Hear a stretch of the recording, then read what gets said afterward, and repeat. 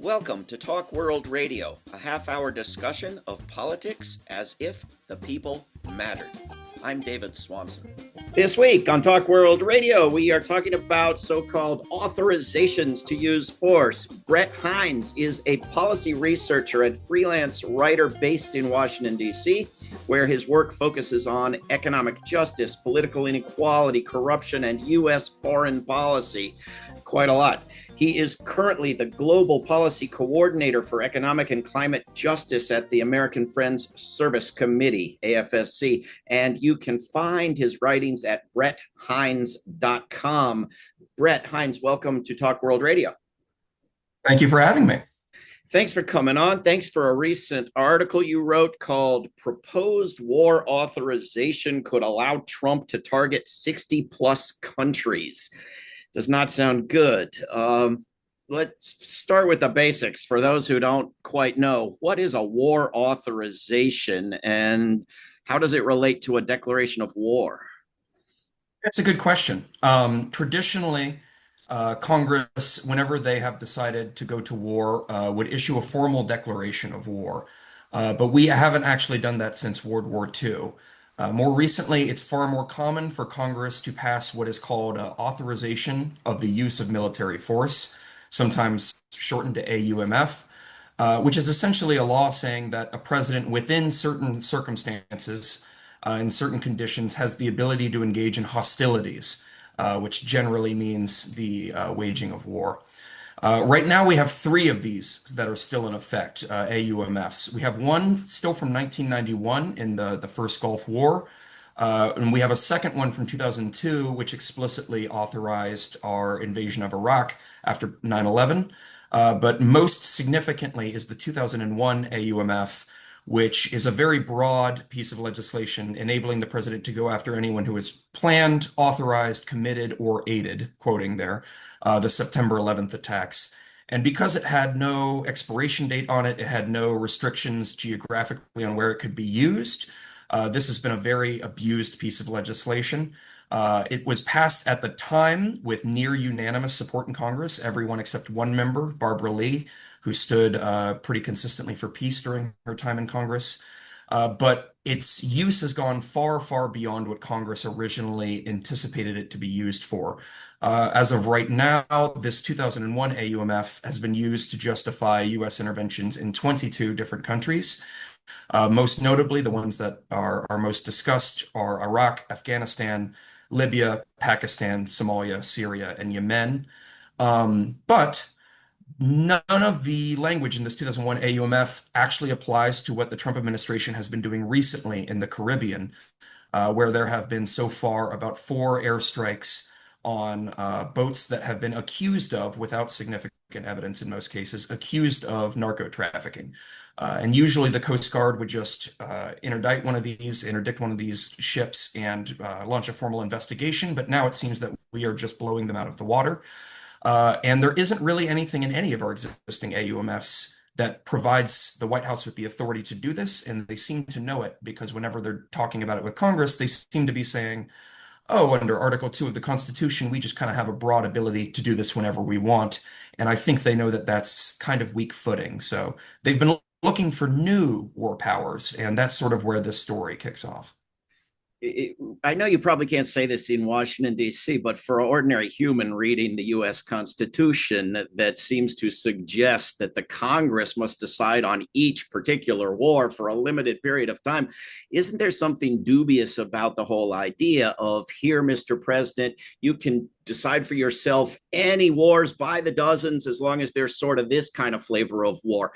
And to say that Congress didn't anticipate that that would result in tons of wars suggests maybe poor anticipation skills by Congress.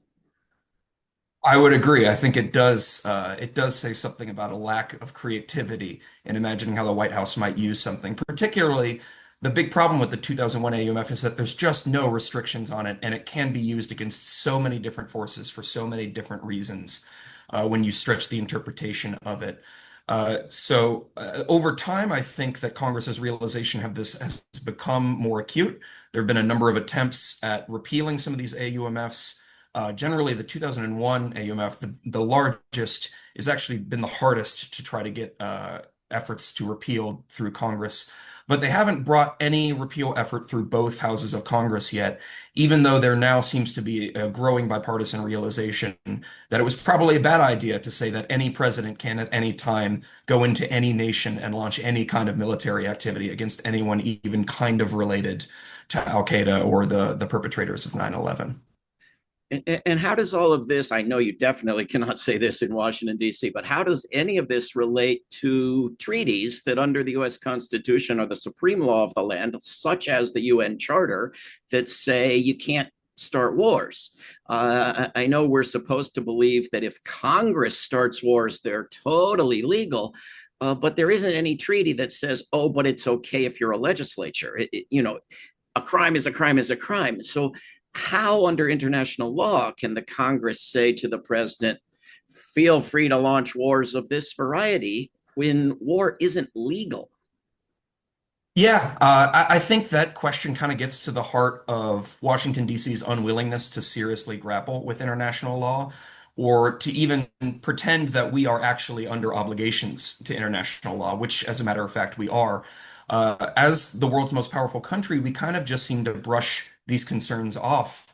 At least in the run-up to the Iraq War, there was an attempt to pretend that we were making a justification to the UN before our invasion. But more recently, through both the Bush, Obama, Biden, and Trump administrations, any attempt at seriously trying to make our foreign interventions comply with international law has just been completely ignored and thrown out the window. And it really brings one back, as much as one would like to point to the extremity of the extent that Donald Trump is taking this to right now. It makes one think of John Bolton's statements, I think in the 90s, saying that for the purposes of the United States, there is no United Nations. If the Dave Chappelle would say, if the United Nations wants to come stop us, then they could send their military in and do it. These are jokes, or that was a joke at least, that is quite seriously the understanding that Congress has of international law, which is to say, we're not even a member of the International Criminal Court. How are you going to hold us accountable under any of these laws? So, to answer your question more directly, this isn't really consistent with international law, and I don't really think that any lawmakers in power are concerned about making it so. I'm afraid you're probably right. We're speaking with Brett Heinz, who is the Global Policy Coordinator for Economic and Climate Justice at AFSC. But isn't there a big push in the House now to repeal some of these old ones? And is that directly related to a push to create this crazy new one that you've written about? Yeah, there are a couple of attempts going on right now, kind of in different ways. So just last month, the House actually passed again by a broad bipartisan majority piece of legislation that would have gotten rid of the 1991 and the 2002 AUMFs. And those were the two that authorized our invasions of Iraq. Congress in general seems to be aware that these are very outdated. We are well beyond the point at which these would have been intended to be operational. So there is significant interest across both parties in Congress in repealing these.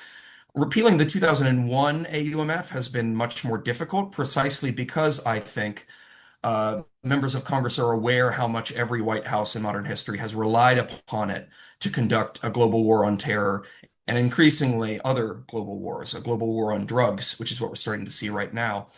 But amidst all of this, I think the Trump administration has realized that it obviously does not have legal authority to do what it is doing right now, which, for context, has been a series of airstrikes on civilian boats in the Caribbean, which have been accused of, in most cases without any evidence whatsoever, narco trafficking. In reality, the evidence for this, for all except one of the boat strikes, is pretty thin. They've only provided evidence of narco trafficking with one of the four so far airstrikes that they've had.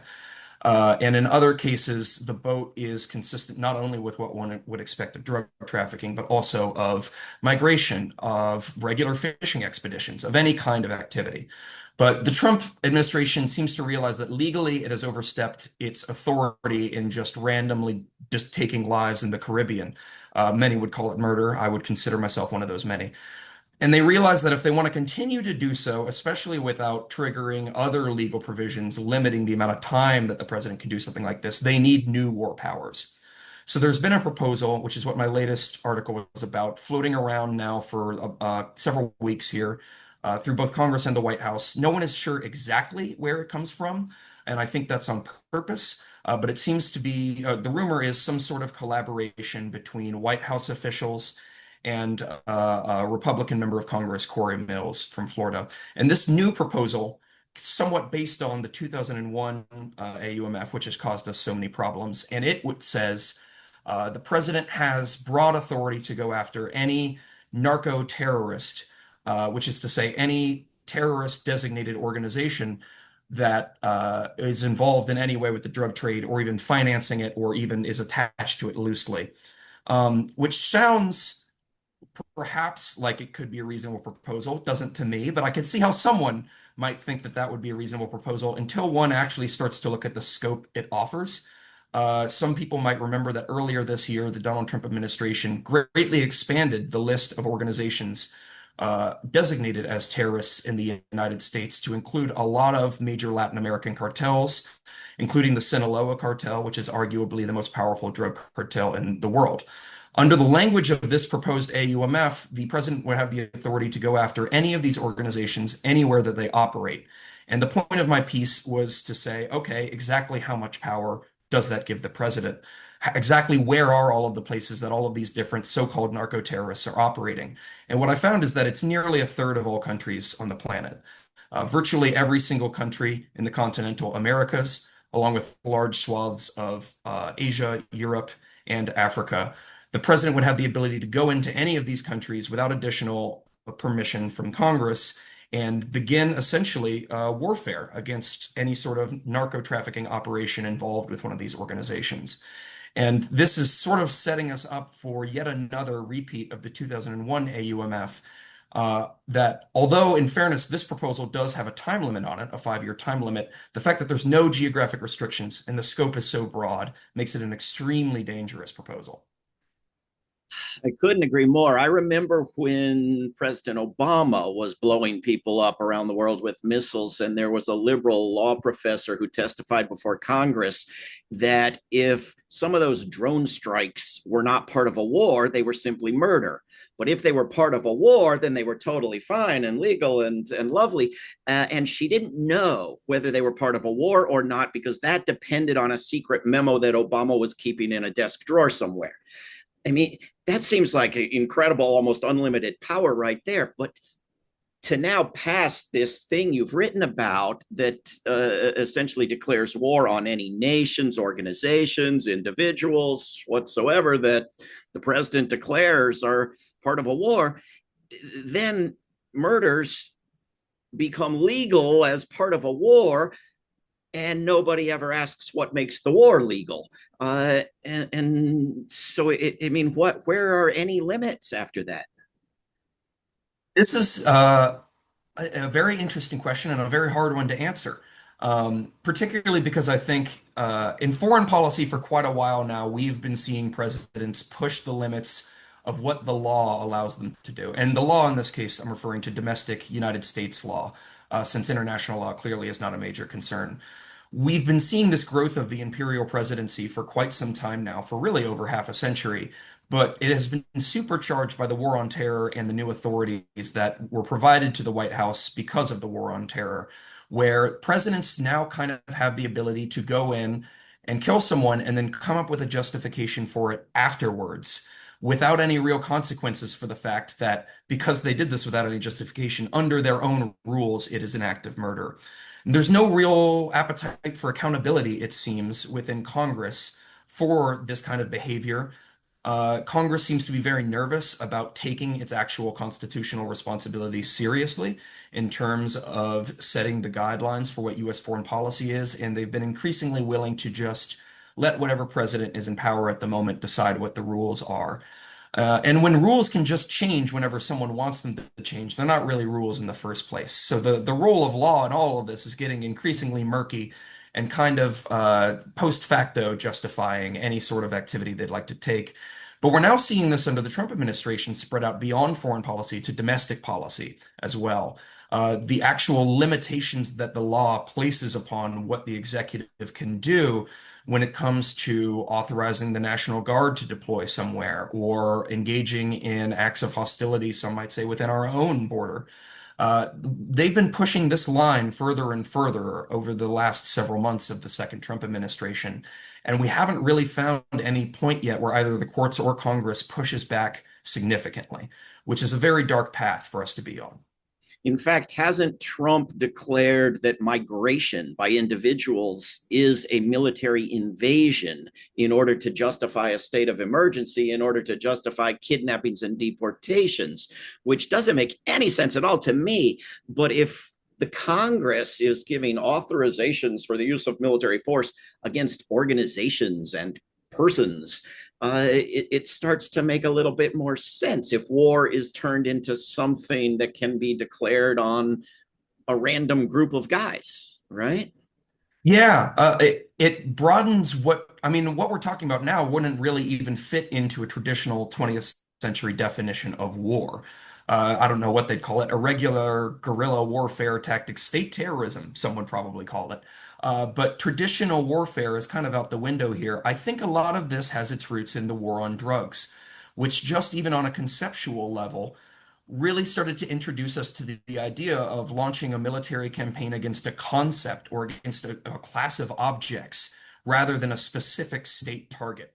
And the war on terror brought this further by bringing into our scope a specific set of organizations and tactics. You know, terrorism is not a group of people. Terrorism is a tactic that can be adopted by any group of people. So when you start normalizing this idea of waging war on concepts, all of a sudden it gets so much easier to justify any kind of violence that the state might want to justify.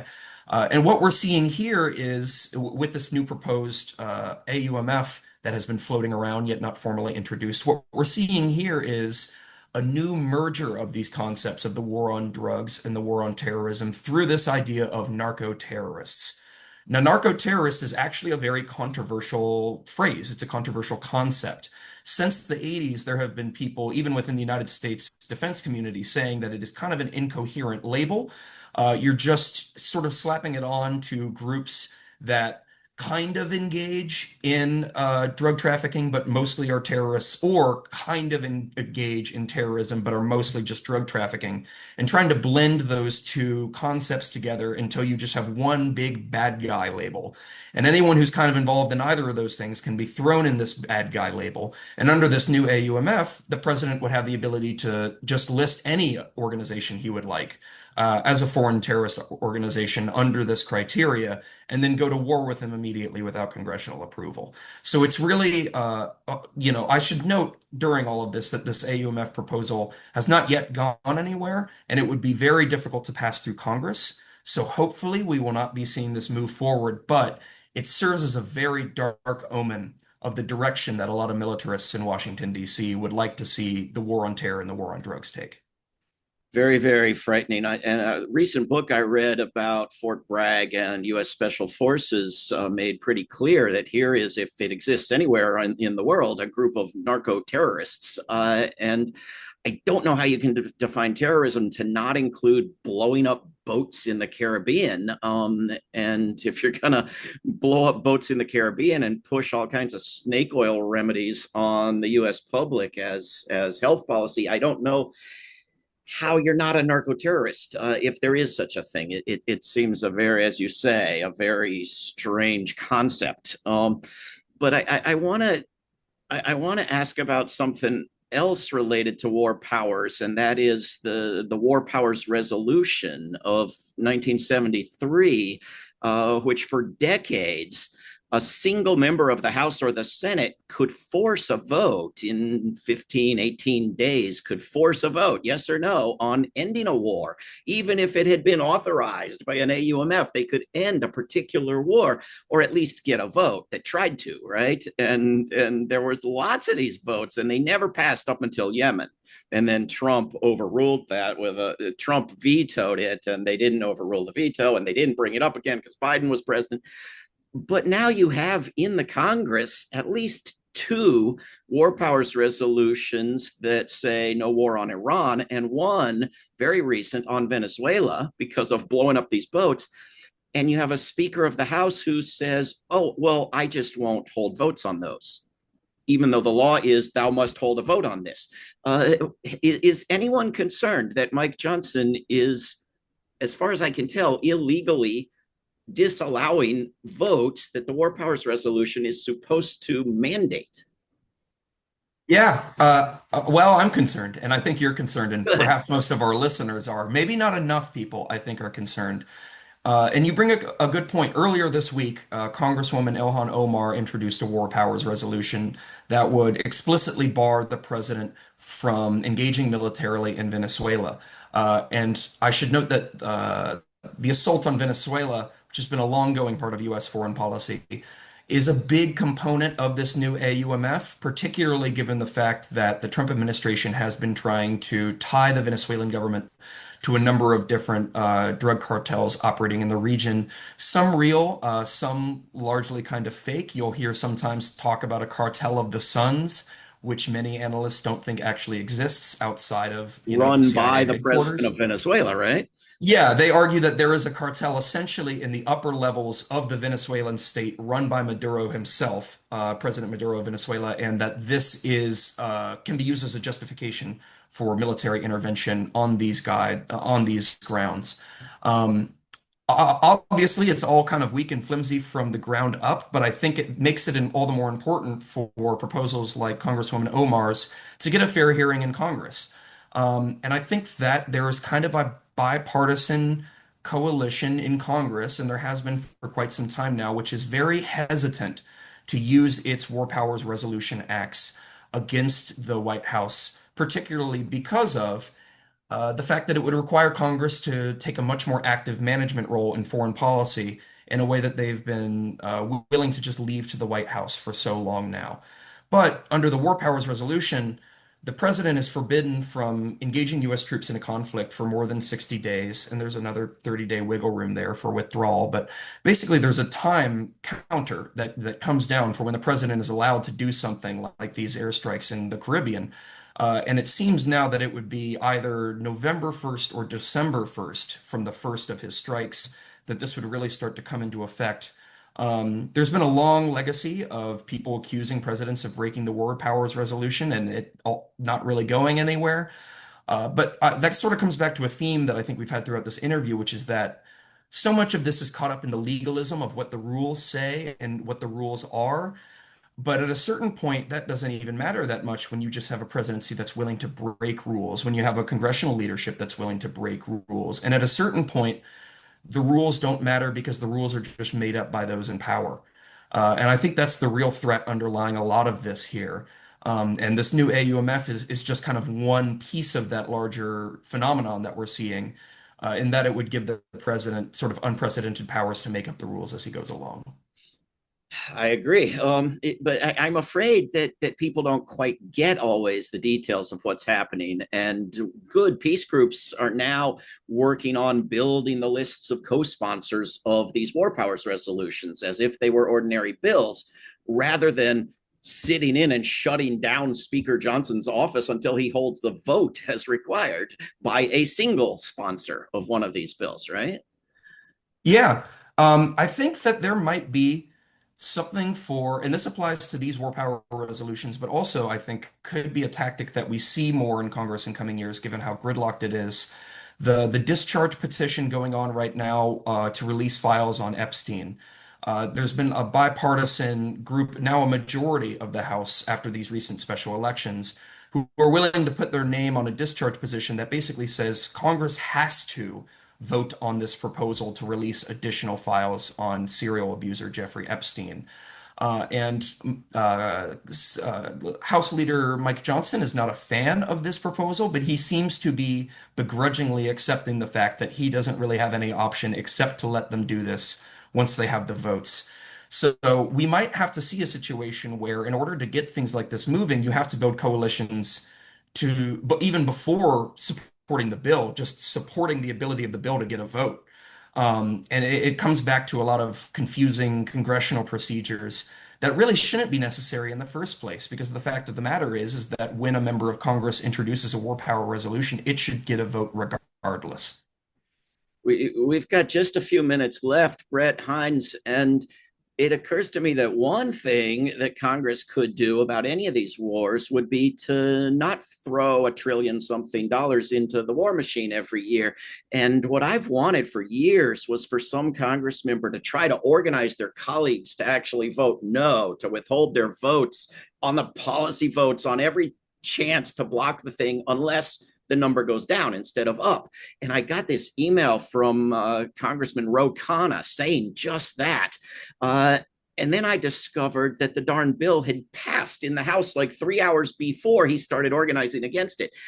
And I'm thinking, why not in the coming year try that before the vote, maybe like 11 months before the vote? There's no surprise that it's going to be a gargantuan amount of money, right? So is there any chance at all?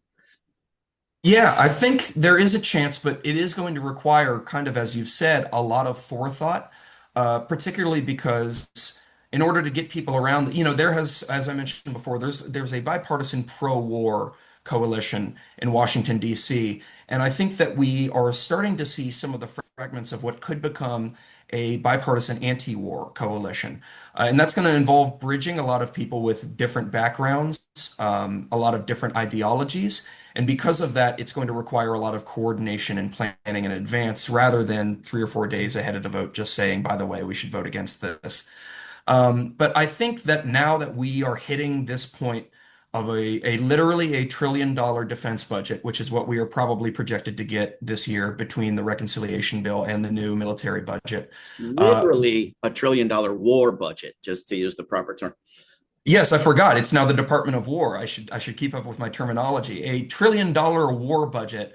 If that doesn't start ringing alarm bells in people's head, I don't know what should. Because the fact of the matter is the United States is not at war right now. We are not engaged in any, or well, we are not officially at war right now. The United States is always kind of at war in ways that it will sometimes admit and sometimes won't. But it's not like we are in the middle of Iraq or Afghanistan or Vietnam right now. There is no military campaign that the public is aware of and is behind in any sense. So this idea that we need to be giving unprecedented amounts of money basically to serve under this administration as a slush fund for any kind of military activities he might want to engage in should be extremely alarming to every American. And it should be something that could be organized around in order for us to start thinking about what a peaceful foreign policy would look like. Very well said. Couldn't agree more. We've been speaking with Brett Heinz. He is Global Policy Coordinator for Economic and Climate Justice at the American Friends Service Committee. Brett Heinz, thanks for what you're doing and for coming on Talk World Radio. Yeah, thanks for having me. This was great. This is Talk World Radio. I'm David Swanson. Take action at rootsaction.org. Help end war at worldbeyondwar.org.